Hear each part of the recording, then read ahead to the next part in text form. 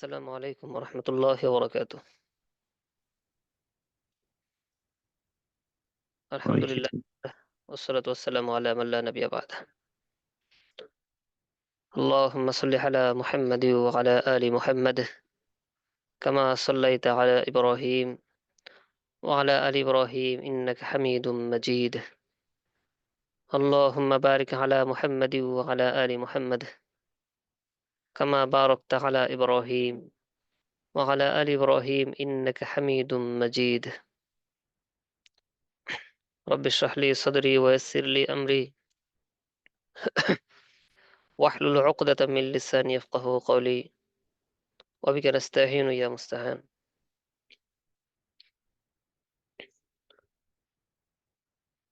الله لا إله إلا هو الحي القيوم لا تأخذه سنة ولا نوم له ما في السماوات وما في الأرض من ذا الذي يشفع عنده إلا بإذنه يعلم ما بين أيديهم وما خلفهم ولا يحيطون بشيء من علمه إلا بما شاء وسع كرسيه السماوات والأرض ولا يؤوده حفظهما وهو العلي العظيم.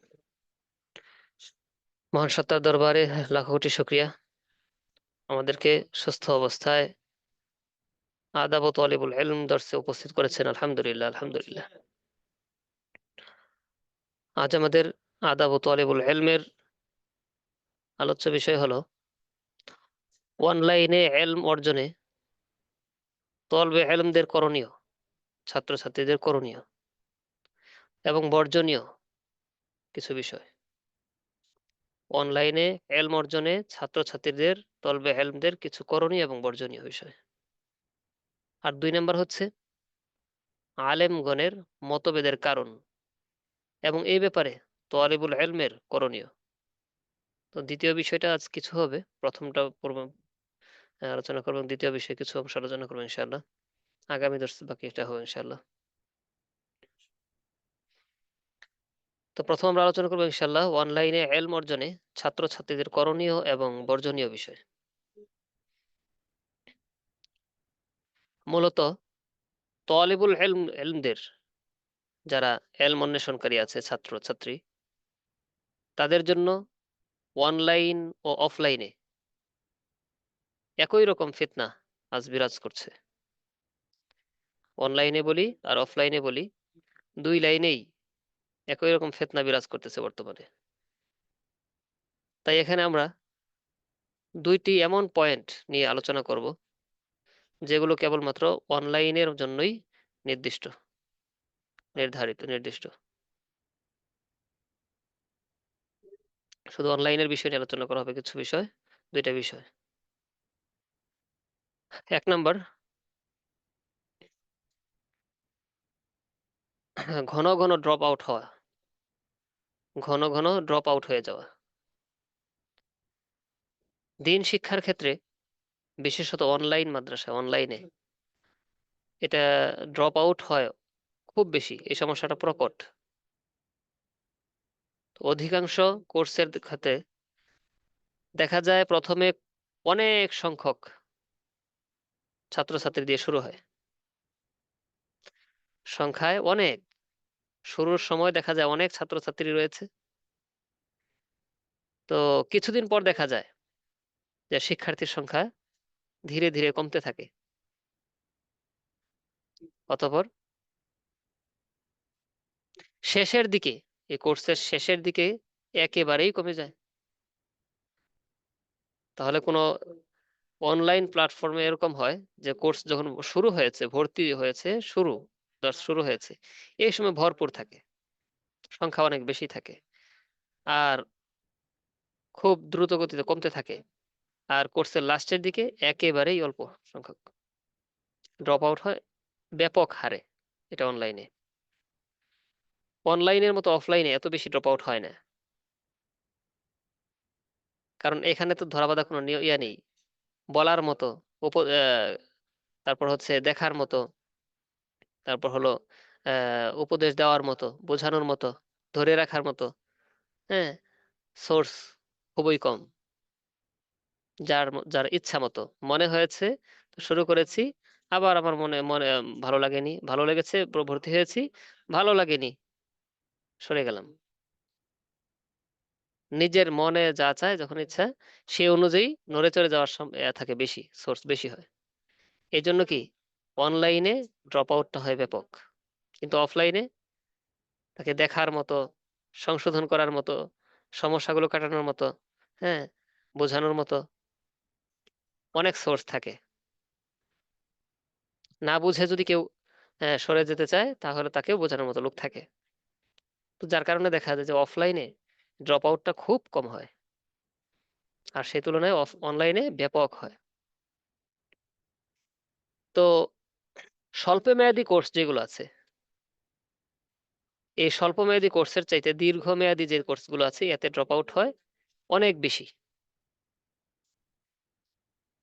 অল্প কিছুদিনের course, সাময়িকের course, এগুলোতে ড্রপ আউট খুব বেশি একটা হয় না। ড্রপ আউট হয় সবচেয়ে বেশি যেটা কোর্সটা লং হয়, বড় হয়, এই জায়গাগুলোতে।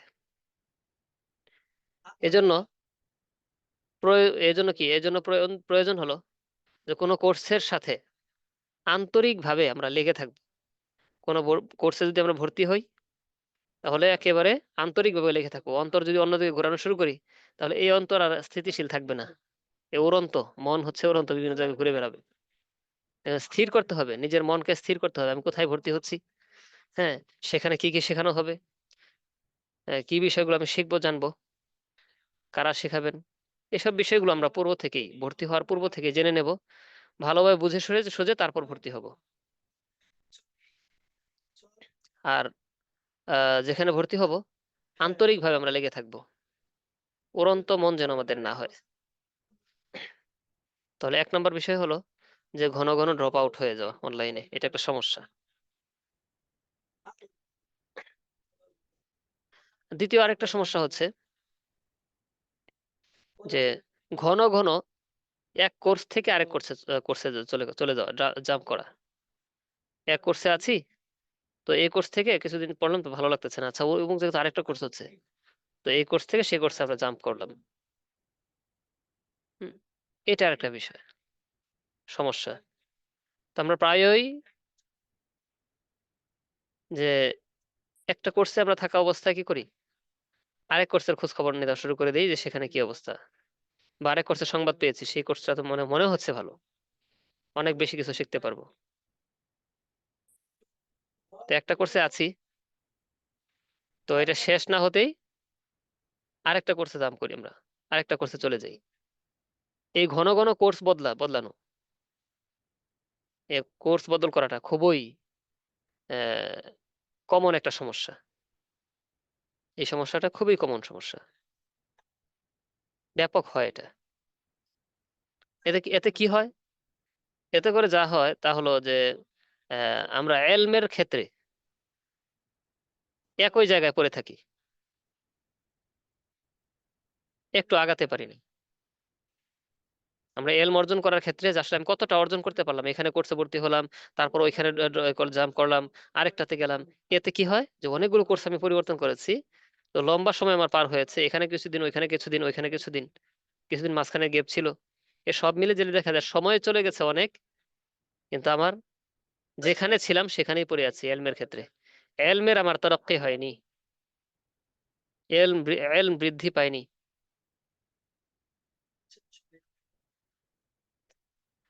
আল্লাহ আকবার। এই জন্য আমাদের ঘন ঘন কোর্স বদল করাটা এটা ঠিক হবে না। আমরা ঘন ঘন কোর্স বদল করব না।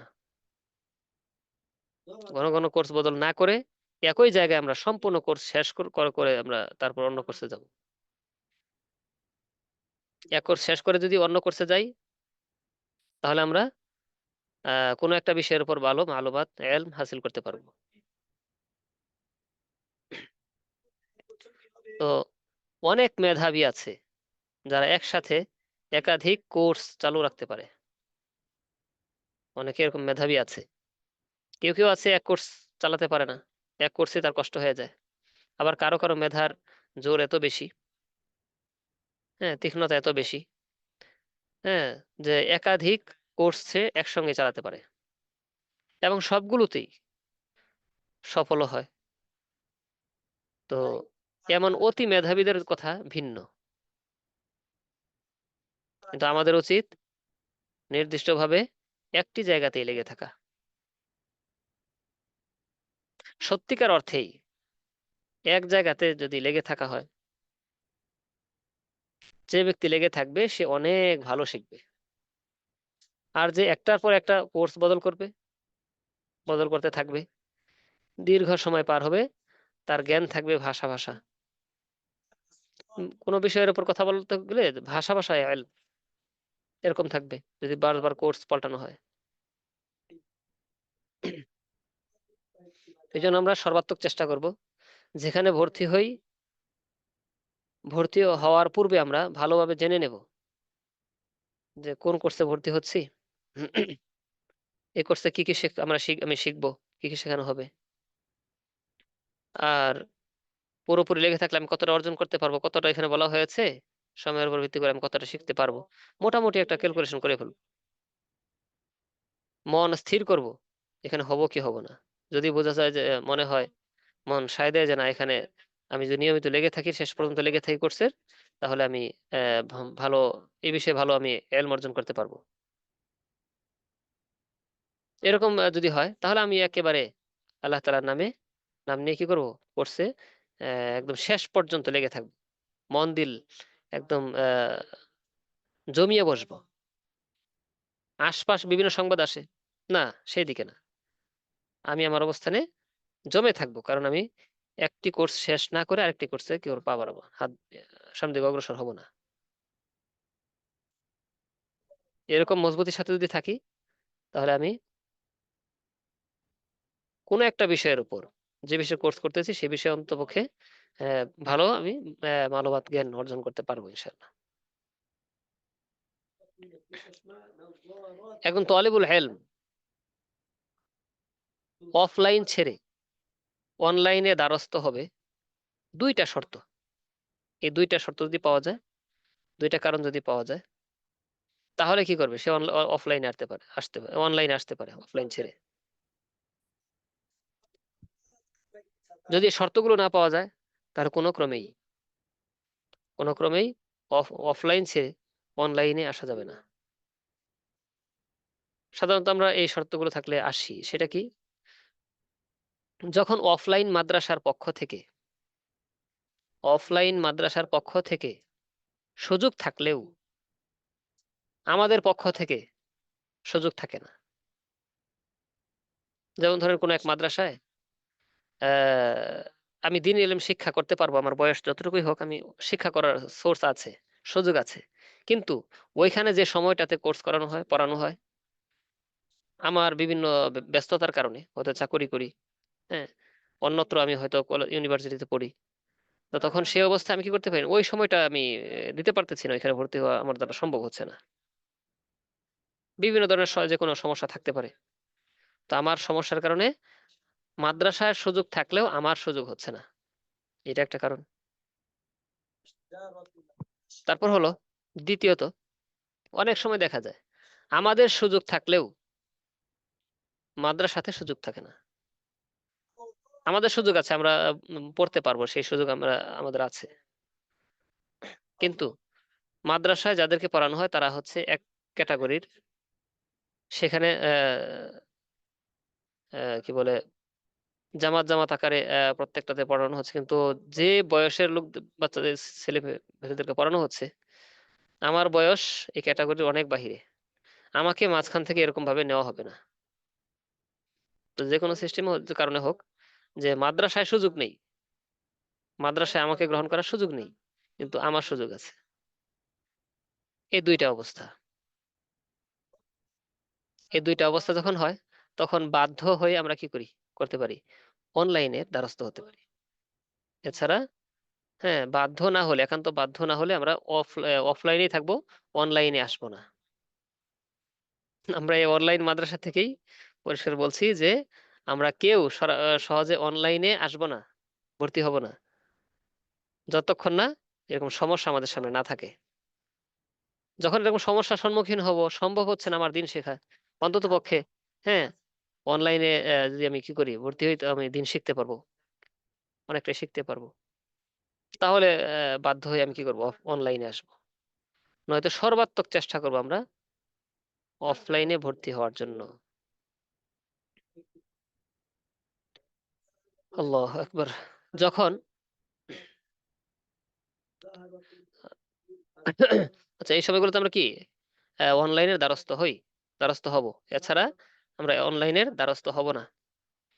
যদি নিকটস্থ কোনো মাদ্রাসাতে পড়ার সুযোগ হয়ে যায়, আমাদের পার্শ্ববর্তী নিকটস্থ কোনো মাদ্রাসায় যদি পড়ার সুযোগ আমাদের হয়, তবে অবশ্যই আমরা অফলাইনেই পড়ব।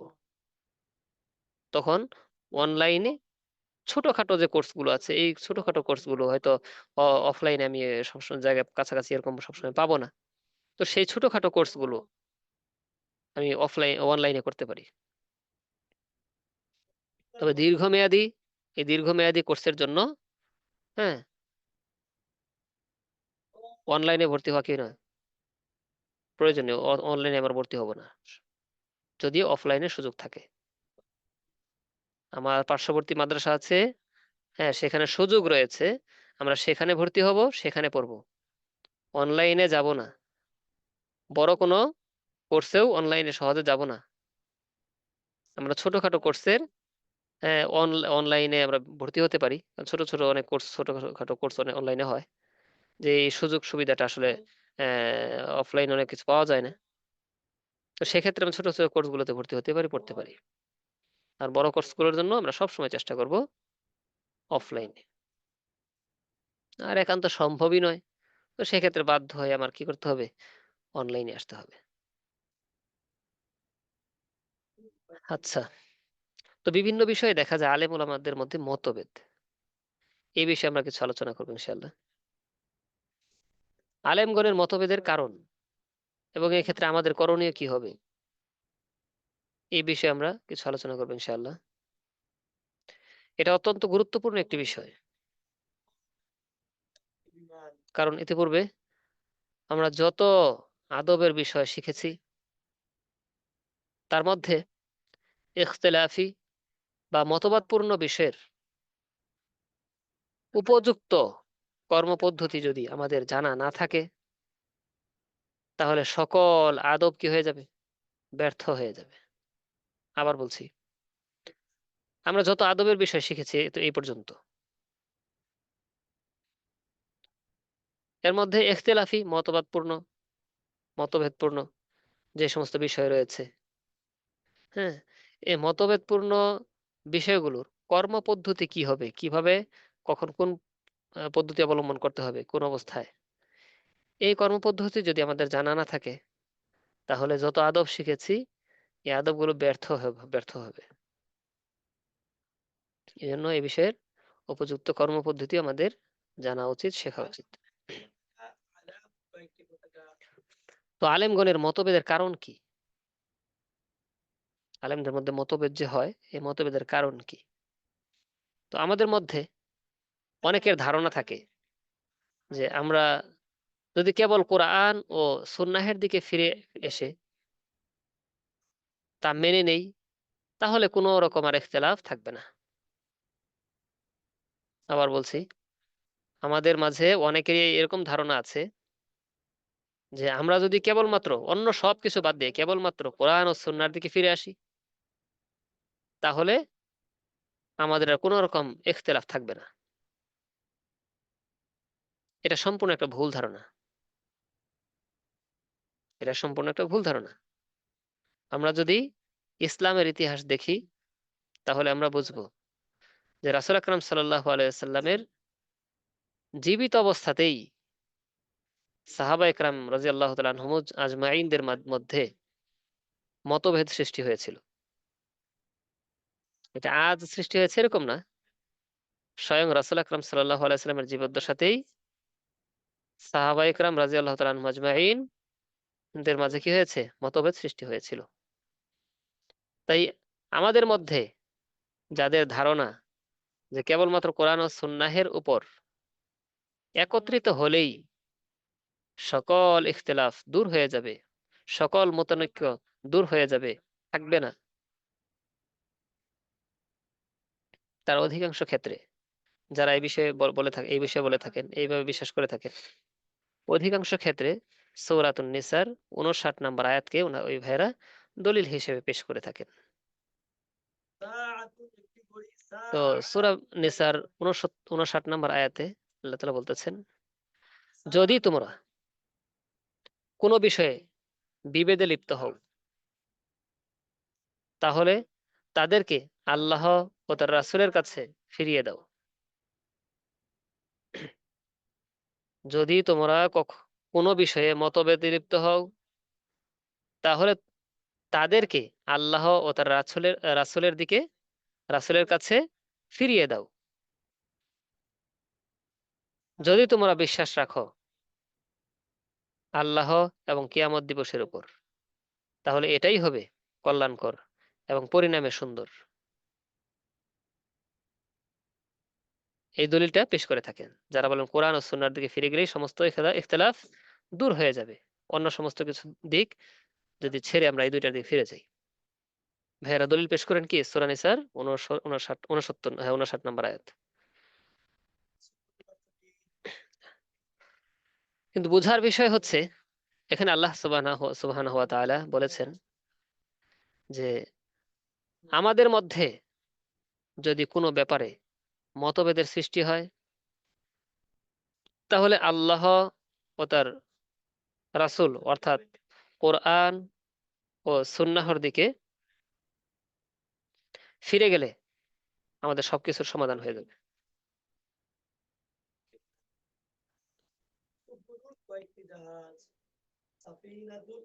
আচ্ছা, আল্লাহ সুবহানাহু ওয়া তাআলা এখানে যে শব্দটি ব্যবহার করেছেন, প্রয়োগ করেছেন, তা হচ্ছে তানাজাতুম। এই তানাজাতুম শব্দটি বিবাদ অর্থে প্রকাশ করেছেন, ইখতিলাফ অর্থে প্রকাশ করেননি। তাহলে ভাইয়েরা যে দলিল পেশ করেছেন সূরা নিসার 59 নম্বর আয়াতে, এখানে ওই তানাজাতুম শব্দ দ্বারা ওনারা আহ দলিল হিসেবে পেশ করতেছেন কিসের? ইখতিলাফের। অথচ এখানে তানাজাতুম শব্দটি বিবাদ অর্থে প্রকাশ করা হয়েছে, ইখতিলাফ অর্থে নয়। তো সুতরাং বিবাদ দূর হওয়া আর ইখতিলাফ দূর হওয়া, এই দুটোর মাঝে কি রয়েছে? মোটা দাগে পার্থক্য রয়েছে, ছোটখাটো না, মোটা দাগে পার্থক্য রয়েছে।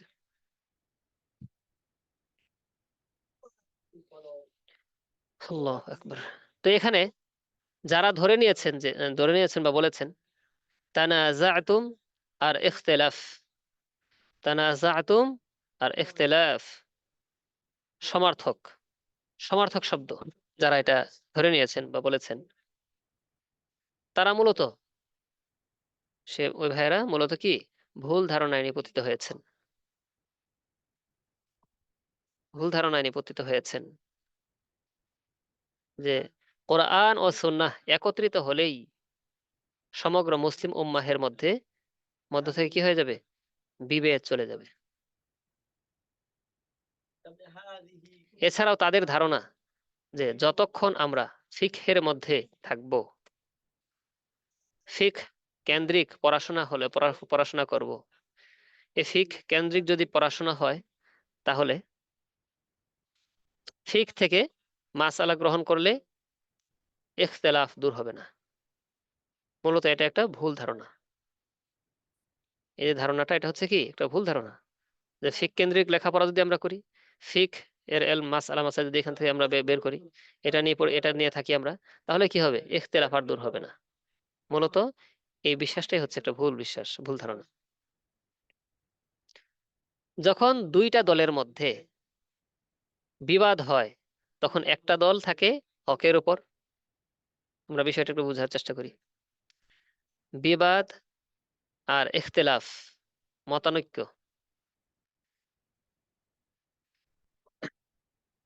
এই দুইটার মধ্যে পার্থক্য আমরা বোঝার জন্য মনোযোগী হই। যখন দুইটা দলের মধ্যে বিবাদ হয় তখন এক দল থাকে হকের উপর আর আরেকটা দল থাকে বাতিলের উপর। বিবাদের সময় কি হয়? এক দল থাকে হকের উপর, আরেক দল হচ্ছে বাতিলের উপর। এক পক্ষ থাকে, তাহলে যে হকের উপর আছে সে হবে মাজলুম, আর যে বাতিলের উপর আছে, হ্যাঁ, সে হবে কি, জলেম। তাহলে এক্ষেত্রে কি হবে, একজন হবে জলেম আর আরেক পক্ষ হবে মাজলুম। সুতরাং কোরআন ও সুন্নাহের ফায়সালা যদি মেনে নেওয়া হয়, তাহলে কোরআন ও সুন্নাহ সব সময় মাজলুমের পক্ষে রায় দেবে। এর জন্য কোরআন ও সুন্নাহের ফায়সালা মেনে নেওয়া হলে বিবাদ দূর হয়ে যায়। এ কথা 100% সঠিক, এখানে কোন প্রকার ভুল নেই, 100% সঠিক। যে যখন কোনো দুইটা পক্ষ বিবাদে লিপ্ত হবে, তো বিবাদের যখন অবস্থাটা আলোচনাটা আসবে, তখন কি এক পক্ষ পক্ষ হবে হকের উপর আর এক পক্ষ বাতিলের উপর। যে হক পক্ষের উপর আছে সে হবে মাজলুম, তারপর জুলুম করা হয়েছে এই বিষয়ে। আর যে বাতিলের উপর আছে সে হবে জালেম, তার উপর সে কি করেছে, জুলুম করেছে। তাহলে এক পক্ষ হবে জালেম আর এক পক্ষ হবে মাজলুম। আর এই ক্ষেত্রে এই জালেম মাজলুমের যে ফায়সালাটা, এই অবস্থায় যখন মানুষ আসবে, বিবাদের অবস্থায় যখন আসবে, তখন এক্ষেত্রে কোরআন ও সুন্নাহর দিকে যদি কোনো ব্যক্তি তখন তারা ফিরে আসে, কোরআন সুন্নাহ অবশ্যই ফায়সালা দিবে মাজলুমের পক্ষে, রায় দিবে মাজলুমের পক্ষে। আর এক্ষেত্রে কি হয়ে যাবে, তাদের সমস্যার সমাধান হয়ে যাবে। এজন্য কোরআন ও সুন্নাহের ফায়সালা মেনে নেওয়া বিবাদ দূর হয়ে হয়ে যাওয়ার একটা বড় মাধ্যম হবে, বড় মাধ্যম, এটাই হচ্ছে মাধ্যম। এ কথা 100% সঠিক। কিন্তু যখন ইখতিলাফ অর্থাৎ মতভেদ, হ্যাঁ, মতামতের ভিন্নতা, মতামতের ভিন্নতা, ইখতিলাফ হয়, মতভেদ হয়, তখন একটা হক আর একটা বাতিল, বিষয়টা এমন নয়, এমন হয় না এক পক্ষ হক আর এক পক্ষ বাতিল, বিষয়টা এরকম নয়, বরং ইখতিলাফের ক্ষেত্রে উভয় পক্ষই হচ্ছে হক। মতের ভিন্নতা, মতের ভিন্নতা, এক্ষেত্রে দুই পক্ষই কি হকের উপর, এক পক্ষ জালেম আরেক পক্ষ মাজলুম নয়, এক পক্ষ হক আরেক পক্ষ বাতিল নয়। এখানে শুধু দুই পক্ষের মধ্যে বিভিন্ন কারণে, কারণবশত মতের সৃষ্টি হয়েছে। এখানে হক বাতিলের পার্থক্য নয়, মতের পার্থক্য, এর এখানে বুঝতে হবে বিষয়টা। যখন উভয় পক্ষই হক হয়, তখন এখানে কোরআন ও সুন্নাহ তো কোরআন সুন্নাহ তো কি হক, দুইটা পক্ষ হকের উপর, কিন্তু মতের পার্থক্য হয়েছে কারণবশত, এমনিতেই না, এখানে কি হয়েছে, যথেষ্ট কারণ রয়েছে যার কারণে মতের সৃষ্টি হয়েছে। স্পষ্ট তো তাদের সামনে ওই বিষয়ে আহ, স্পষ্ট নেই, কিছু না কিছু কারণবশত কি হয়েছে, মতের সৃষ্টি হয়েছে। আর এখানে কি কোরআনও হচ্ছে হক, তাহলে কোরআন সুন্নাহের মধ্যে ফিরে আসলে দুই হকের মধ্যে কিভাবে সমাধান হবে, এটা ভুল কথা।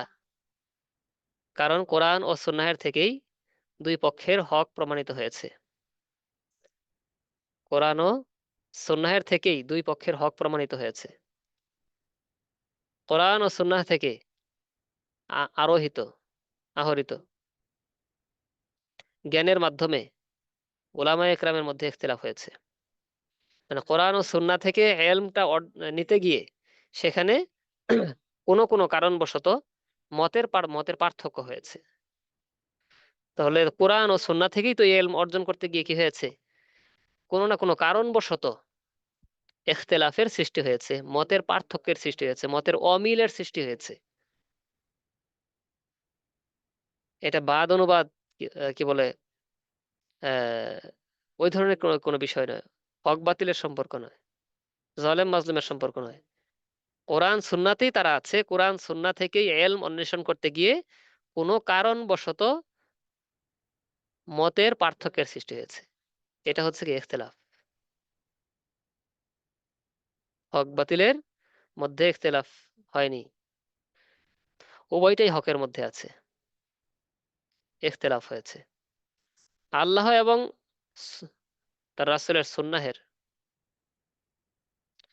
নস মতন মানে মূল যে বই আর কিতাব আছে, মূল কিতাবের, হ্যাঁ, ওই শব্দ বাক্য থেকে কি হয়েছে, ইখতিলাফ এসেছে। কোরআন ও সুন্নাহ থেকে জ্ঞান, ওই মূল শব্দ থেকেই, টেক্সট থেকেই, হ্যাঁ, কি হয়ে জ্ঞান আহরণ করতে গিয়ে কি হয়েছে, ইখতিলাফ হয়েছে, মতের পার্থক্যের সৃষ্টি হয়েছে। সুতরাং এটা বলার কোনো সুযোগই নেই যে কোরআন ও সুন্নাহ এই দুটো মেনে নিলেই সকল ইখতিলাফ মুছে যাবে এবং সমগ্র মুসলিম উম্মাহ একমতের উপর চলে আসবে। এটা বলার কোনো সুযোগ নেই। তো উদাহরণ হিসেবে আমরা সাহাবা ইকরামের একটা ঘটনা উল্লেখ করবো ইনশাআল্লাহ। তো সাহাবা ইকরাম রাদিয়াল্লাহু তাআলা আনহুম আজমাইন এদের এদের জমানায় আল্লাহ রাসূল সাল্লাল্লাহু আলাইহি সাল্লাম যখন সাহাবীদেরকে বলেছিলেন যে তোমরা বনু কুরাইজার এলাকায় না গিয়ে আসরের সালাত আদায় করবে না, তোমরা বনু কুরাইজার এলাকায় না না গিয়ে আসরের সালাত আদায় করবে না, তখন মদিনা থেকে বনু কুরাইজায় গিয়ে ওখানে পথে আসরের সালাতের সময় হয়ে যায়। এমনকি বনু কুরাইজা এলাকায় যাওয়ার অনেক পূর্বেই কি হয়ে যায়, ওয়াক্ত শেষ হচ্ছে হচ্ছে ভাব, শেষ হয়ে যাচ্ছে, এরকম একটা অবস্থা। তো তখন একদল সাহাবীদের মধ্যে মধ্যে যারা যারা সাহাবীরা এখানে ছিলেন, তো সাহাবা ইকরাম ওনারা কি করলেন, আলোচনা শুরু করে দিলেন। দুই দলে ভাগ হয়ে গেলেন। এক দল ওনারা বলতেছেন যে আহ, আল্লাহ রাসূল সাল্লাল্লাহু আলাইহি সাল্লাম এর এ কথা বলার দ্বারা উদ্দেশ্য হচ্ছে যে জোর তাকিদ দেয়া, যে তোমরা ওইখানে না গিয়ে সালাত আদায় করবে না। এ কথা বলার উদ্দেশ্য মানে কি, জোর তাকিদ দেওয়া, আমরা এখন যেন ওই উদ্দেশ্যে, হ্যাঁ, জোর তাকিদের সাথে সেই পর্যন্ত আমরা পৌঁছার জন্য টার্গেট নিয়ে আমরা কি মজবুতের সাথে সামনের দিকে অগ্রসর হই। এটা তাকিদ দিয়েছেন। তাকিদের অর্থে কি করেছেন, বলেন তোমরা ওইখানে না গিয়ে সালাত আদায় করবে না, এটা তাকিদের অর্থে করেছেন। সাহাবীদের মধ্যে একদল এই কথা বললেন, যেখানে ওখানে গিয়ে সালাত পড়া, এটাকে তাকিদ দিয়েছেন, তাকিদের অর্থে। যেহেতু ওয়াক্ত শেষ হয়ে যাচ্ছে, সেহেতু আমরা এখানেই সালাত আদায় করে নিই। তাহলে একদল কি বলতেছিলেন, রাসূল আকরাম সাল্লাল্লাহু আলাইহি সাল্লাম আমাদেরকে যে বলেছেন তোমরা ওই বনু কুরাইজার এলাকায় না গিয়ে আসরের সালাত আদায় করবে না, তার মানে ওইখানে গিয়ে তোমরা সালাত আদায় করবে। তো ওয়াক্ত তো শেষ হয়ে যাচ্ছে। তো রাসূল যে বললেন যে ওইখানে গিয়ে এরা আদায় করার জন্য, আসলে এটা আহ রূপক ইয়াতে বলেছেন, মেন কথা বলেছে কি কারণে বলেছেন, জোর তাকিদ তাকিদ অর্থে বলেছেন তোমরা যে ওইখানে গিয়ে নামাজ পড়বে, ওইখানে আগে নামাজ পড়বে না, তার মানে আমাকে তাকিদ দিয়েছেন যে আমরা ওইখানে টার্গেট নিয়ে আমরা কি করব, সামনের দিকে অগ্রসর হব। এটা তাকিদের জন্য ব্যবহার করেছেন। যেহেতু ওয়াক্ত শেষ হয়ে যাচ্ছে, সুতরাং আমরা এখানে নামাজটা পড়ে নিই, সালাত কাজা কাজা করব না আমরা। তো আরেক দল সাহাবী ওনারা বললেন যে রাসূলের কথার দ্বারা উদ্দেশ্য ছিল এখানে ওইখানে গিয়েই কি সালাত আদায় করতে হবে, ওইখানে গিয়ে কি করতে হবে, সালাত আদায় করতে হবে, তাকিদ অর্থে নয়। পথে পড়া যাবে না। সুতরাং ওয়াক্ত শেষ হয়ে যাক, কোনো কোনো কিছু আসা যায় না, ওয়াক্ত শেষ হয়ে যাক, হলেও আমরা কি করব, বনু কুরাইজা গিয়েই পড়বো। তো তাহলে সাহাবীদের, হ্যাঁ, যারা এখানে ছিলেন সকলেই কিন্তু রাসূল সাল্লাল্লাহু আলাইহি ওয়াসাল্লামের ওই বাক্য শুনেছেন, একই সঙ্গে তারা চলতেছেন, একই শব্দ শুনে বাক্য শুনেছেন, একই রাস্তায় চলতেছেন, একই জায়গায় এক টার্গেট নিয়ে, লক্ষ্য নিয়ে। কিন্তু পথিমধ্যে এই অক্ত কারণ কারণ কারণ পাওয়া গেছে, এখানে কি পাওয়া গেছে, কারণ পাওয়া গেছে এই অসল বা কারণ পাওয়া যাওয়ার কারণে ওনাদের মধ্যে কি হয়ে গেছে, ইখতিলাফ হয়ে গেছে। তো ইখতিলাফটা কি, একদল বলেন এটা তাকিদ অর্থে বলা বলা হয়েছে, আমরা যেন ওই টার্গেট আসলে টার্গেট আমরা নিয়ে ওইখানে সামনের দিকে অগ্রসর হতে থাকি। এ তাকিদ অর্থে যেহেতু ওয়াক্ত শেষ হয়ে যাচ্ছে, সুতরাং আমরা এখানে সালাত আদায় করিনি, ওয়াক্ত কাজা করা, হ্যাঁ, ওয়াক্ত ছেড়ে দেওয়া ঠিক ঠিক হবে না। ওনারা নামাজ পড়ে নিলেন।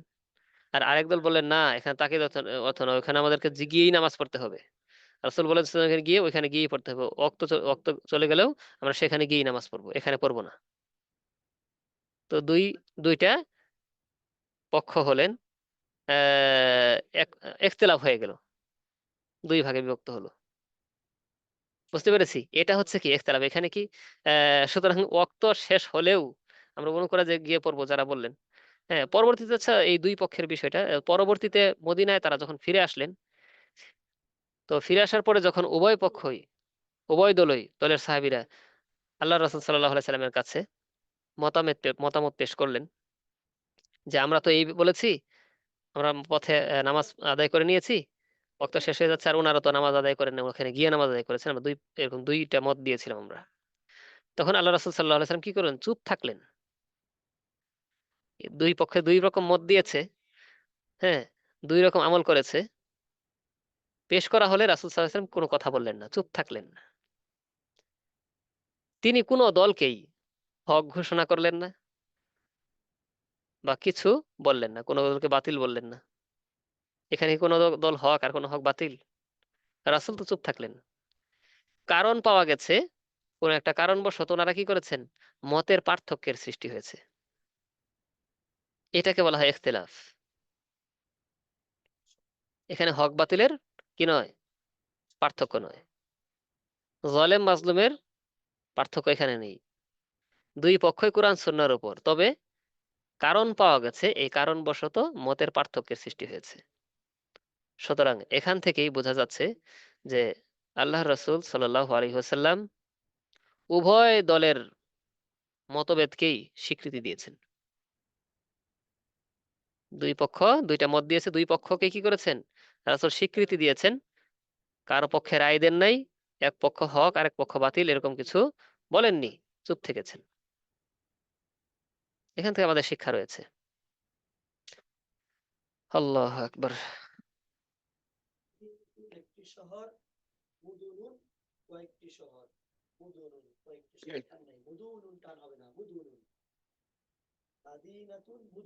আচ্ছা, আমরা আরেকটা হাদিস থেকে আহ এ বিষয়ে আলোচনা করবো ইনশাআল্লাহ। আমরা আরেক হাদিস থেকে জানতে পারি যে আল্লাহ রাসূল সাল্লাল্লাহু আলাইহি সাল্লামের জীবদ্দশাতেই উমর রাদিয়াল্লাহু তাআলা আনহু এবং হিশাম বিন হাকিম রাদিয়াল্লাহু তাআলা আনহু, তাদের মধ্যে সাময়িক একটা ঝগড়া হয়ে গেছিল। উমর রাদিয়াল্লাহু তাআলা আনহু এবং হিশাম বিন হাকিম রাদিয়াল্লাহু তাআলা আনহু, এই দুইজনের মাঝে সাময়িকই একটা ঝগড়া হয়েছিল।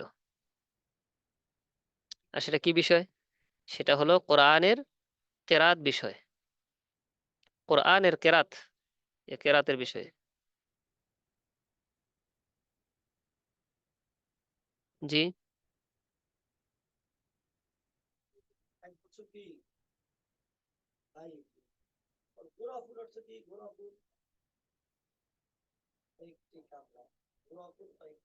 হুম।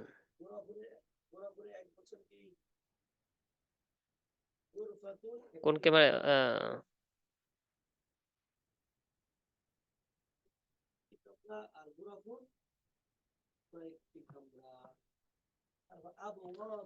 হুম, কোথায়?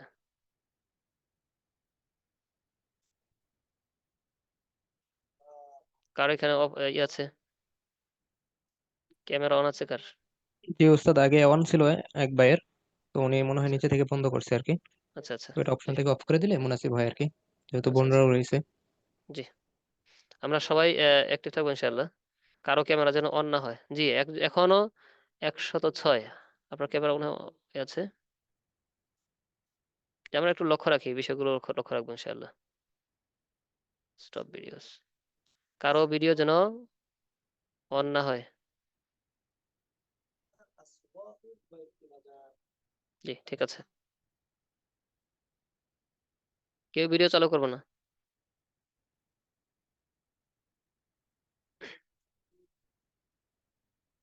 আচ্ছা, তো হিশাম বিন হাকিম রাদিয়াল্লাহু তাআলা আনহু একভাবে তিলাওয়াত করছেন, আর ওমর রাদিয়াল্লাহু তাআলা বলেছেন যে এভাবে নয়, বরং এইভাবে পড়তে হবে। তাহলে হিশাম বিন হাকিম রাদিয়াল্লাহু তাআলা আনহু তিলাওয়াত করেন একভাবে, আর এই তিলাওয়াত শুনে ওমর রাদিয়াল্লাহু তাআলা আনহু বললেন তোমার তিলাওয়াতটা হয়নি, তিলাওয়াতটা হবে এইভাবে, তিনি পড়লেন আরেকভাবে। তো পরে ওমর রাদিয়াল্লাহু তাআলা আনহু হিশাম বিন হাকিম রাদিয়াল্লাহু তাআলা আনহুকে ধরে আল্লাহ রাসূল সাল্লাল্লাহু আলাইহি ওয়াসাল্লামের কাছে নিয়ে গেলেন এবং বললেন, ইয়া রাসূলুল্লাহ, দেখুন সে কোরআনকে বিকৃত করে পড়ছে, সে কোরআনকে বিকৃত করে পড়ছে। তখন আল্লাহ রাসূল সাল্লাল্লাহু আলাইহি ওয়াসাল্লাম বললেন, ঠিক আছে, তুমি তেলাওয়াত করো তো শুনি। তো তিনি তিলাওয়াত করলেন। যখন তিনি তিলাওয়াত করলেন, রাসূল আকরাম সাল্লাল্লাহু আলাইহি ওয়াসাল্লাম শুনলেন এবং বললেন যে, হাকাযা আনজালাক যালিক, এভাবেই কোরআন নাজিল করা হয়েছে, কোরআন এভাবেই নাজিল হয়েছে। হাকাযা আনজালাত, এভাবে কি হয়েছে, কোরআন নাজিল হয়েছে।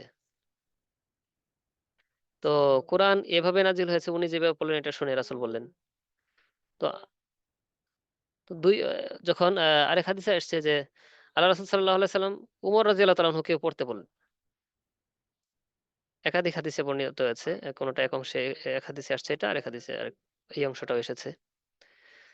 তো তিনি বললেন যে উমরকে পড়তে বললেন, উমর রাদিয়াল্লাহু তাআলা আনহু উনিও পড়লেন এবং হিশামকেও পড়তে বললেন, দুইজনই পড়লেন এবং বললেন যে তোমরা দুইজনই ঠিক পড়ছো, তাই তোমরা পড়তে পড়তে থাকো। অর্থাৎ উভয় কেরাতই শুদ্ধ, দুইজনে দুই কেরাত পড়েছেন আর দুই কেরাতই কি শুদ্ধ, অথচ ওনাদের মাঝে কি হয়েছে, ইখতিলাফ হয়েছে। তো আমরা জানি যে কোরআন 7টি কেরাতে পড়া যায়, কোরআন পড়া যায় 7টি কেরাতে। আমরা যে কেরাতে তেলাওয়াত করি, যে কেরাতে আমরা তেলাওয়াত করে থাকি, তা হলো কোরাইশি তিলাওয়াত। আমরা যে কেরাত করি এটা হচ্ছে কোরাইশি তিলাওয়াত। বাকি কিরাতগুলো ব্যাপকভাবে পঠিত হয় না, ব্যাপকভাবে এগুলো পঠিত হয় না। এগুলো একাডেমিক আলোচনার মাধ্যমে মাধ্যমে কি হয়েছে, মধ্যে সীমাবদ্ধ রয়েছে রয়েছে কেরাতে সাবা, 7 কেরাত, এটা ওই বিভিন্ন কারিগণ যারা আছেন, কারীরা, ওনারা কি করে থাকেন, রপ্ত করে থাকেন, পড়ে থাকেন, শিখে থাকেন। আম ভাবে কেরাতে সাবা কি নেই, জারি নেই, চালু নেই। আল্লাহু আকবার। তবে এই সময়, ওই সময় কিন্তু এগুলো প্রচলিত ছিল, সাহাবা একরামের যুগে ওই সময় প্রচলিত ছিল। আল্লাহ রাসূল সাল্লাল্লাহু আলাইহি সাল্লামের সময় 7টি কেরাতেই কোরআন পড়া হতো। আল্লাহর রাসূল সাল্লাল্লাহু আলাইহি সাল্লাম এখানে তাদের উভয়কেই অবকাশ দিয়েছেন, কাউকে হক কাউকে বাতিল বলেননি। তো এখান থেকে আমরা বুঝতে পারি এই ইখতিলাফ, মতভেদ, মত পার্থক্য, এগুলো স্বয়ং রাসূল আকরাম সাল্লাল্লাহু আলাইহি সাল্লামের সময় থেকেই ছিল এবং আমাদের সালফে সালেহিনগণ এই মতভেদকে উম্মতের জন্য রহমত মনে করেছেন। এই যে আমাদের মাঝে যে ইখতিলাফ, এই ইখতিলাফকে, হ্যাঁ, সালফে সালেহিনগণ এই মতভেদকে কি করেছেন, উম্মতের জন্য, এই আমাদের জন্য রহমত মনে করেছেন। এটা আমাদের জন্য রহমত, অবকাশ। উম্মতের মধ্যে মতভেদ, মতভেদের কারণ উম্মতের মধ্যে দলে দলে বিভক্ত হয়ে হয়ে যাওয়া, এক দল আরেক দলের উপর চড়াও হয়ে যাওয়া, এই ধরনের কোনো কারণ ওনারা মনে করেননি। এটা আমাদের উপর গজব তারা তারা মনে করতেন না, বিশ্বাস করতেন না, বিভেদের কারণ মনে করতেন না, উম্মতের মধ্যে জন্য এটা রহমতই মনে করতেন। কারণ মতভেদের জন্য তাদের কর্মপন্থা ছিল এক, আর আমাদের কর্মপন্থা উল্টে গেছে। এজন্য আমরা শরঈ ইখতিলাফ, এই শরঈ লাফাতে কি করি, ক্ষেত্রে আমাদের মতভেদগুলোকে বিরোধের কারণ মনে করছি। এই যে মতভেদগুলো হয়, এই মতভেদের ক্ষেত্রে কর্মপন্থা, কর্মপদ্ধতি কি হবে, আমরা কিভাবে, হ্যাঁ, এই মতভেদের ক্ষেত্রে কর্মপন্থাটা আমাদের কি হবে, এটা ছিল ওনাদের একটা, ওনাদের মত ছিল ভিন্ন, কর্মপন্থাটা ছিল ভিন্ন, আর আমাদের কর্মপন্থাটা হয়ে গেছে এই মতভেদের ক্ষেত্রে উল্টো। আর এই জন্যই কি হয়েছে, শরঈ ইখতিলাফের ক্ষেত্রে আমাদের মতভেদগুলোকে বিরোধের কারণ আমরা মনে করতেছি, আর ওনারা কি করতেন না, বিরোধের কারণ মনে করতেন না। ইমাম সৈয়দী রহমতুল্লাহি আলাইহি বলেন যে ইসলামে মাযহাবগুলোর মধ্যে যে পার্থক্য, অনেক বড় একটা কল্যাণ এটা। ইসলামে মাযহাবগুলোর মধ্যে যে একটা পার্থক্য আছে, মত পার্থক্য আছে, এটা অনেক বড় একটা কল্যাণ, আর এটা বিশাল একটা অনুগ্রহ। এখানে সূক্ষ্ম এমন বিষয় রয়েছে যা কেবল আলেমগণই বুঝেন। এটা আলেমগণ বুঝেন, যেখানে সূক্ষ্ম কি রয়েছে, এমন অনেক বিষয় রয়েছে যেটা কল্যাণকর, কল্যাণকর, উম্মতের জন্য কল্যাণকর, জাতির জন্য কল্যাণকর। যারা আলেম, এই বিষয়ে জ্ঞানী, বিষয়টিকে অনুধাবন করতে জানেন, বাস্তবতা বুঝেন, তারা এগুলাকে রহমত মনে করেন, কল্যাণ মনে করেন। আর যারা আমরা বুঝি না, তারা মনে করি কি এই মতভেদ এগুলো হচ্ছে বিভেদের কারণ, বিরোধিতার কারণ। মত এটা জাতি জাতি বিভেদ শুরু হয়ে যাবে, হ্যাঁ, দলে দলে বিভক্ত হয়ে, এইগুলোর কারণ। এই যে আমাদের জ্ঞান জ্ঞান কম থাকার কারণে, জ্ঞানহীনতার কারণে আমাদের আজকে এই অবস্থা। তো আরেকজন উল্লেখযোগ্য আলেমের বক্তব্য রয়েছে যে ওলামাগণের মধ্যে মতের যে মিল, মিল, হ্যাঁ, মতের মিল আমাদের জন্য অপরিহার্য প্রমাণ। তাদের মধ্যে মতের অমিল, এটা বিরাট মেহেরবানি। আবার বলছি, উলামা একরামের মধ্যে যে মতের মিল রয়েছে, ঐক্যমত্যতা রয়েছে, যেটার ভিতর ব্যাপারে উলামা একরাম ঐক্যমত পোষণ করেছেন, এই ব্যাপারে সিদ্ধান্তটা আমাদের জন্য অপরিহার্য হয়ে গেছে। এটা অপরিহার্য, এটা এইভাবেই নড়চড় সুযোগ নেই। আমাদের জন্য অপরিহার্য প্রমাণ এটা, দলিল, যেটাতে একমত হয়ে গেছেন সকলে। আর তাদের মধ্যে যদি অমত থাকে, ভিন্ন মত থাকে, মতের অমিল থাকে, এটা হচ্ছে আমাদের জন্য বিরাট মেহেরবানি। তার মানে যখন ওলামাগণের মধ্যে এজমা হয়ে যাবে, সকলে ঐক্যমত্য হয়ে যাবে, একমত পোষণ করবে কোন একটা বিষয়ের উপর, তখন এটা উম্মতে মুহাম্মাদের জন্য অপরিহার্য হয়ে যায়। এই বিষয়টা অপরিহার্য হয়ে যায়, অকাট্য হয়ে যায়। আর যখন তাদের মধ্যে ইখতিলাফ হয়, তখন এটা আমাদের জন্য মেহেরবানি হয়ে যায়, এটা আমাদের জন্য মেহেরবানি হয়ে যায়। তবে এই প্রসঙ্গে একটা হাদিস, যেখানে আল্লাহ রাসূল সাল্লাল্লাহু আলাইহি সাল্লাম বলেছেন যে আমার উম্মতের মধ্যে, আমার উম্মতের মতভেদ, এটা হচ্ছে কি আমাদের জন্য আশীর্বাদ স্বরূপ, আমাদের জন্য কল্যাণকর, মেহেরবানি। কিন্তু এই হাদিসটি তো কি নয়, সহি নয়। অনেকের মতে এই হাদিসটি জাল, আল্লাহ রাসূলের এমন কোনো বক্তব্য নেই, এটা অনেকে বলে থাকে, করে থাকে। যদিও এটা হাদিস নয়, কিন্তু কথাটা বাস্তব। যদিও হাদিস নয়, হাদিস নামে প্রচলন হয়েছিল, কিন্তু কথাটা কি বাস্তব। এটা আমাদের জন্য কি রহমত। ওলামাগণের পক্ষ থেকে এবং সালফে সালেহিনদের পক্ষ থেকে এমন সঠিক বক্তব্য পাওয়া যায় যে ওলামায়ে কেরামের মাঝে মতভেদ, এই মতভেদটা কি রহমত। এই মতভেদটা হচ্ছে কি আমাদের জন্য রহমত স্বরূপ, আমাদের জন্য অবকাশ। আর এজমা হয়ে গেলে সেটার উপর কি আমাদের মানে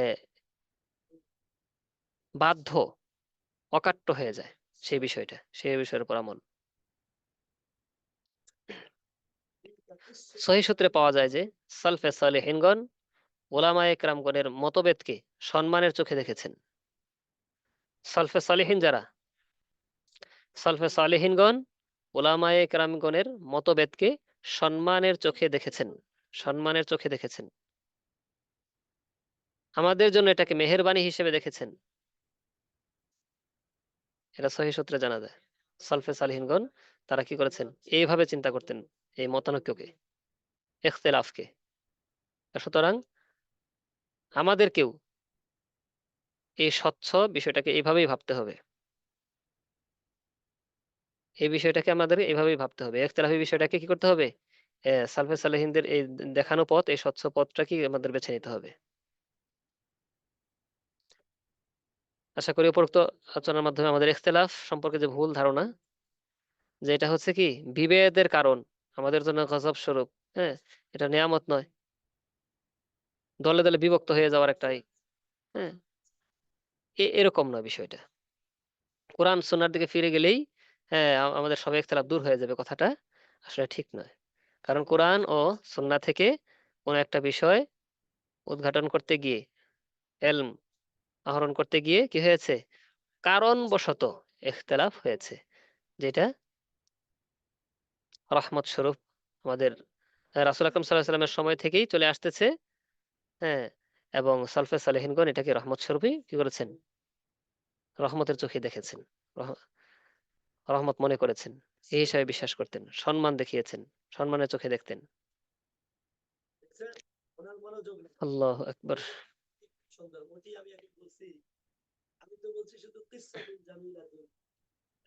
আচ্ছা, আমরা আরেকটু অংশ আমরা পড়ে নিই। এই বিষয়টা আগামী দর্শে ইনশাআল্লাহ একটু ক্লিয়ার করব, যে বিষয়টা এখন শুরু করতে যাচ্ছি। কোন কোন বিষয়ে মতভেদ হবে, এই বিষয়টা আগামী দর্শে পুরোটা শেষ করবো ইনশাআল্লাহ, বাকি একটু শুরু করবো আজকে। কখনো কখনো প্রশ্ন আসে যে কোন কোন, যে কোনো বিষয়ে যে কেউ একাধিক মত দিলেই সেটা গ্রহণযোগ্য হবে কি? যে কোনো বিষয়েই যে কেউ একাধিক মত যদি দেওয়া শুরু করে দেয়, তা থেকে সবগুলো কি গ্রহণযোগ্য হবে, না যে বিষয়ে মতভেদ করার সুযোগ রয়েছে সরল দৃষ্টিকোণ থেকে সেই বিষয়ে কি করতে হবে, মতভেদ করা বৈধ হবে? আবার বলছি, কখনো কখনো এই ধরনের প্রশ্ন আসে যে যে কোনো বিষয়ে আমি কি করবো, মতভেদ মতভেদ শুরু করব, এরকম যে কোনো বিষয়ে কি মতভেদ করা যাবে? আর যে কেউ কি এরকম মতভেদ মতভেদ করার মতো করতে পারে, এই ইয়া কি দেওয়া আছে, সোর্স কি দেওয়া আছে, সুযোগ দেওয়া আছে, যে কেউ যে কোনো বিষয়ে মতভেদ শুরু করে দিতে পারবে, এরকম কি বিষয়টা, এটা কি গ্রহণযোগ্য হবে? এর উত্তর কি বলবো, যে না, যে কেউ যে কোনো বিষয়ে মতভেদ শুরু করে দিবে আর তা গ্রহণযোগ্য হবে হবে বিষয়টা ঠিক নয়। যে কোনো বিষয়ে মতভেদ করার কোনো সুযোগ নেই।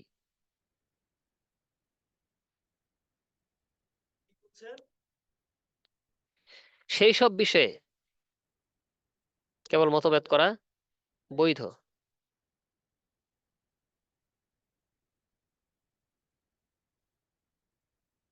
আচ্ছা, ওই বিষয়গুলো একটু পরে পরে পরে পরে বলতেছি।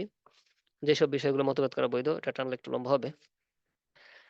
আমরা হ্যাঁ, এই বিষয়গুলোকে বলা হয় যে মুস্তাহাদ ফিহি, যে বিষয়টাতে মতভেদ করা যায় সেটাকে বলা হয় মুস্তাহাদ ফিহি। আর মুস্তাহাদ ফিহি মানে হলো যে বিষয়ে ইজতিহাদ করার সুযোগ আছে। সব বিষয়ে মতভেদ করা যায় না, সব বিষয়ে মতভেদ করার মতো সোর্স নেই, সুযোগ নেই। কিছু বিষয়ে মতভেদ করার সুযোগ রয়েছে, বৈধতা রয়েছে। আর যেগুলোতে বৈধতা রয়েছে সেগুলো হচ্ছে মুস্তাহাদ ফিহি, মানে ইজতিহাদ করার সুযোগ রয়েছে। বিষয়ের কি আছে, পার্থক্য আছে। কোন কোন বিষয়ে মতভেদ করার সুযোগ রয়েছে এটা যদি আমরা জানতে চাই, হ্যাঁ, তাহলে আমাদের দুইটি বিষয় জানতে হবে।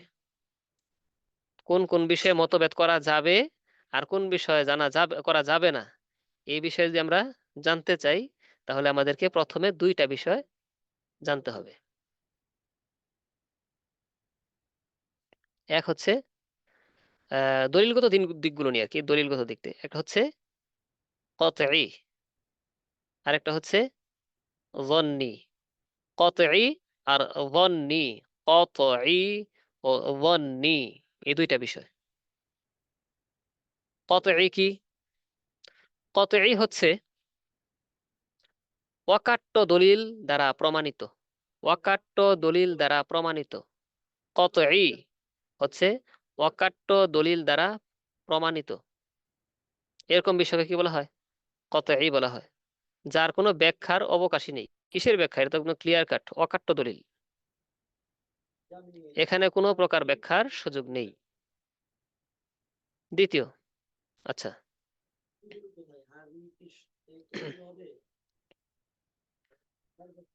হ্যাঁ প্রথমটা কতই। আহ আর জন্নি যেটা, জন্নি হচ্ছে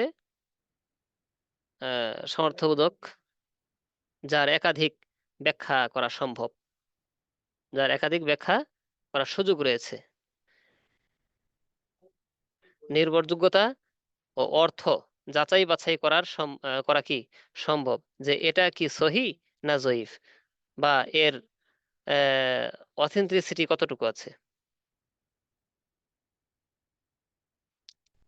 আরেকটা হচ্ছে যে অর্থের ব্যাখ্যাটা কেমন, বা অর্থটা কি, কি বোঝাচ্ছে এটার। অর্থ অর্থ একাধিক অর্থ আছে, এই শব্দটার একাধিক কি আছে, অর্থ আছে। আচ্ছা তাহলে এটা দ্বারা কি বোঝাচ্ছে, এই যে এরকম অপশন আছে যেটাতে। জন্য কি সমার্থবোধক দলিলে কতই একটা, এটা অকাট্য দলিল দ্বারা প্রমাণিত, এর কোনো ব্যাখ্যার সুযোগই নেই। আর দলিলের জন্য যেটা, সেটা সমার্থবোধক, একাধিক অর্থ একাধিক ব্যাখ্যার সুযোগ রয়েছে, সম্ভাবনা রয়েছে। এটা নির্ভরযোগ্যতা দিক থেকে কতটুকু কি, অর্থের দিক থেকে যাচাই বাছাই করার সুযোগ আছে, হয়তো অর্থ দিকটা এখানে একাধিক অর্থ বোঝাচ্ছে, সব একাধিক অর্থ প্রকাশ করে, এটা দ্বারা আসলে কি কোনটা উদ্দেশ্য নেওয়া হয়েছে, এটা যাচাই বাছাই সহি জয়ীফ, হ্যাঁ, এরকম কিছু বলার সুযোগ আছে, সম্ভাবনা রয়েছে। এটা হচ্ছে জন্যি। হ্যাঁ, অর্থের ব্যাপারটা কেমন, বা অর্থটা কি বোঝাচ্ছে, এই ধরনের কোনো অপশন আছে, এটা হচ্ছে জন্যি। নির্ভরযোগ্যতা এবং অর্থ, এই দুটো বিষয়কে কি কতই ও জন্যি দর্পণে রেখে ওলামা একরাম সিদ্ধান্ত নিতেন। নির্ভরযোগ্যতা এবং অর্থ, এর নির্ভরযোগ্যতা কতটুকু এবং অর্থের দিক, এই দুইটা দিক সামনে রেখে কতই আর জন্নির দর্পণে কি করতেন, ওলামা একরাম সিদ্ধান্ত নিতেন। আবার বলছি এইটুকু, সবাই খুব মনোযোগ দিয়ে শুনবো। কোন কোন বিষয়গুলোতে মতভেদ করার সুযোগ আছে আর কোন কোন বিষয়গুলোতে মতভেদ করার সুযোগ নেই। দুইটা, এই বিষয়টা জানতে হলে আমাদের কি করতে হবে, দুইটা দলিলের দুইটা দিক হলে জানতে হবে। আমরা যে বিষয়টা দলিল কোরআন সুন্নাহ থেকে নেব, যে বিষয়ের দলিলটা আমরা কোরআন সুন্নাহ থেকে নেব, দুই রকম হতে পারে। এক হচ্ছে দলিলে কতই, আরেক হচ্ছে দলিলে যন্নি। তো দলিলে কতই যেটা, এটা হচ্ছে অকাট্য দলিল, অকাট্য দলিল দ্বারা প্রমাণিত, হ্যাঁ, যার কোনো ধরনের ব্যাখ্যার অবকাশ নেই। কিসের ব্যাখ্যা, এখানে যা আছে ক্লিয়ার কাট আছে, এটাকে বলা হয় কতই। ব্যাখ্যার সুযোগ নেই, এই ক্ষেত্রে কেউ ইখতিলাফ করতে পারবে না, সুযোগ নেই। আর দলিলে জন্নি যেটা, এটা অর্থের দিক দিয়ে এরকম হতে পারে, অর্থের দিক দিয়ে অথবা ব্যাখ্যাগত দিক থেকে কি রয়েছে, সম্ভাবনা রয়েছে, যে এর একাধিক অর্থ প্রকাশ করে এই শব্দের, এখান দ্বারা কি উদ্দেশ্য হতে পারে, এরকম একটা সুযোগ অপশন আছে। ব্যাখ্যা এটা না, এবার এটাও হতে পারে, এই যে হতে পারে, হ্যাঁ, একাধিক সমর্থবোধক, এরকম কিছু অপশন রয়েছে এই জায়গায় জন্যি। নির্ভরযোগ্যতা বাছাই করার অপশন রয়েছে, অর্থ যাচাই বাছাই করার সম্ভাবনা, অর্থ রয়েছে, সম্ভাবনা রয়েছে, সহি জয়ীফ, হ্যাঁ, এইগুলো কতটা অথেন্টিসিটি, কত মজবুত কতটা, হ্যাঁ, এই সমস্ত বিষয় যাচাই বাছাইয়ের একটা অপশন এটার মধ্যে থাকে। এটা হচ্ছে জন্যি। নির্ভরযোগ্যতা এবং অর্থ, নির্ভরযোগ্যতা এবং অর্থ, এই দুটো বিষয়, এই দুটো বিষয়কে কতই আর জন্নি এর দর্পণে রেখে ওলামা কেরাম কি করতেন, সিদ্ধান্ত নিতেন। তো আমরা এই বিষয়টা সামনের দর্শে এর পরের অংশ থেকে আমরা এই করলে আলোচনা করলে আমাদের কাছে আরো ক্লিয়ার হবে। আপাতত এতটুকু জেনে রাখি, কতই হচ্ছে একদম অকাট্য দলিল, প্রমাণ যার কোনো ব্যাখ্যার অবকাশ নেই। আর জন্নি এটা হচ্ছে এমন দলিল যার সমর্থবোধক, এটা কি রয়েছে, অপশন আছে। এটা কি, অপশন আছে যাচাই বাছাই করার, একাধিক অর্থ প্রকাশ করার কোনটা হতে পারে, এরকম অপশন আছে। এটাকে হচ্ছে কি, জন্নি। এই দুইটা নাম শুধু স্মরণ রাখি, পর বাকি অংশটা আমরা পরবর্তীতে বুঝবো ইনশাআল্লাহ আগামী দর্সে। শুকরিয়া, জাযাকুমুল্লাহু তাআলা খাইরান।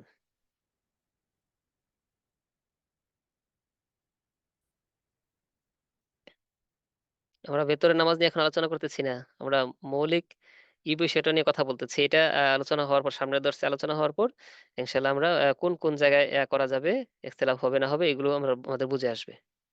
এখন মাত্র প্রকার ইয়াতে আসছি, তারপর এটা আরো যখন ভেঙে দেওয়া হবে তখন বোঝা যাবে ইনশাআল্লাহ। জি, শুকরিয়া, জাযাকুমুল্লাহু তাআলা খাইরান। আসসালামু আলাইকুম ওয়া রাহমাতুল্লাহি ওয়া বারাকাতুহু।